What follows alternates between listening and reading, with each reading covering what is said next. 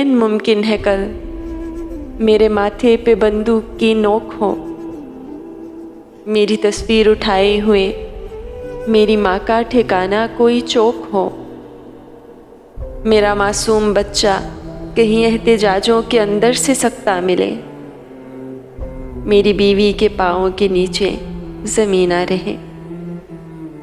ऐसा होता रहा है हमेशा यहाँ। ऐन मुमकिन है कायम रहें वलवले और कभी भी न टूटे मेरे हौसले।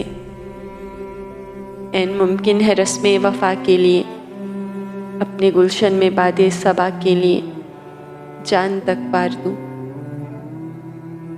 ये भी मुमकिन है बंदूक के साए में और जिंदा के तीरा दिनों में कभी अपने रिश्ते हुए जख्म को देखकर हौसले मेरे कमज़ोर पड़ने लगे। मेरी अपनी ज़ुबान भी मेरी ना रहे, मैं भी अर्ज़ी खुदाओं के कलमे पढ़ूं, अपने ही दोस्तों की मजम्मत करूं। कॉमरेड ऐसा हो तो मुझे देखकर कम न करना कभी अपनी रफ्तार को। ऐ मेरे साथियों, मेरे रुकने से ये कारवां न रुके, मेरे झुकने से ये कारवां न झुके।